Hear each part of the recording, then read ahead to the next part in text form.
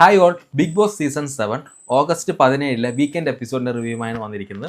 നമുക്ക് കഴിഞ്ഞ ദിവസം സാറ്റർഡേ RJ ബിൻസി എവിക്റ്റഡ് ആയിരുന്നു.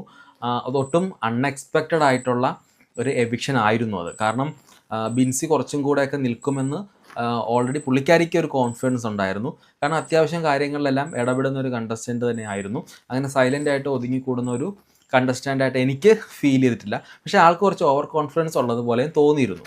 അപ്പം അത് ബിൻസിക്ക് ഭയങ്കര വിഷമമായിട്ടുണ്ട്. പെട്ടെന്ന് തന്നെ ബിഗ് ബോസ് ഹൗസിൽ നിന്നും ഇറങ്ങേണ്ടി വന്നതിൽ.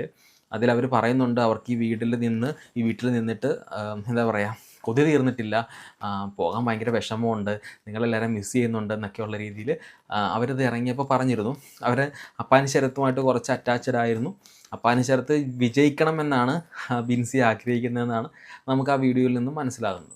അപ്പം അതിനുശേഷം 17-ാം തീയതിയിലെ എപ്പിസോഡിലേക്ക് വരുമ്പോഴത്തേക്കിനും ഒരു എവിക്ഷനും കൂടെ ഉണ്ടെന്നാണ് പറഞ്ഞിരുന്നത്. അപ്പോൾ ലാലേട്ടൻ പറഞ്ഞു, തുടക്കം തന്നെ വന്നപ്പോൾ തന്നെ പറഞ്ഞ എന്താണ്, നമുക്ക് ആദ്യമേ തന്നെ എവിക്ഷനിലേക്ക് കടക്കാം എന്നുള്ള രീതിയിൽ ആണ് സംസാരിച്ചിരുന്നത്.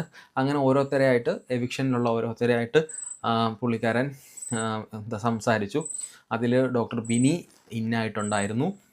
പിന്നെ നിവിനോട് ചോദിക്കുന്നുണ്ട്, എന്താണ് നിങ്ങൾക്ക് നിൽക്കാൻ പറ്റുമോ, അല്ലെങ്കിൽ എങ്ങനെ പോകുന്നു നിങ്ങളുടെ ഗെയിം എന്നൊക്കെ ചോദിക്കുമ്പോൾ നിവിൻ തന്നെ പറയുന്നുണ്ട് നിവിന് കുറച്ച് ഫോൾട്ടുകൾ സംഭവിച്ചിട്ടുണ്ട്, ഇനി അത് ആവർത്തിക്കത്തില്ല, ഇനി ആ തെറ്റുകൾ ആവർത്തിക്കാതിരിക്കാൻ ഒരവസരം കൂടെ എനിക്ക് നൽകണമെന്ന് നിവിൻ പറയുമ്പോൾ ഓക്കെ, അങ്ങനെയാണെങ്കിൽ താങ്കൾ സേഫാണെന്ന് പറയുന്നു.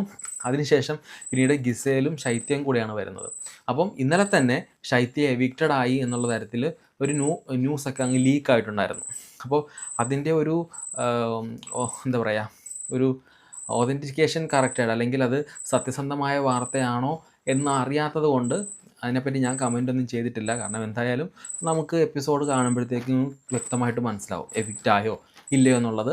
അതിന് ശേഷം റിവീൽ ചെയ്യാമെന്ന് വിചാരിച്ചിരുന്നു. അപ്പോൾ എന്തായാലും ഗിസേൽ സേഫായെന്ന് പറഞ്ഞില്ല ലാലേട്ടൻ. അപ്പോൾ ഗിസേൽ അതിനുശേഷം ശൈത്യയുടെ ഒരു റിസൾട്ട് ലാലേട്ടൻ്റെ കയ്യിൽ ഇരുന്നപ്പോഴത്തേക്കിനും ഗിസേൽ പറയുന്നുണ്ട്, ഇല്ല അത് നോ എവിക്ഷൻ ആയിരിക്കും എന്നൊക്കെ ശൈത്യയെ സപ്പോർട്ട് ചെയ്യുന്ന രീതിയിൽ ഗിസേൽ ആ സമയത്ത് പറഞ്ഞു. പക്ഷേ കുറച്ച്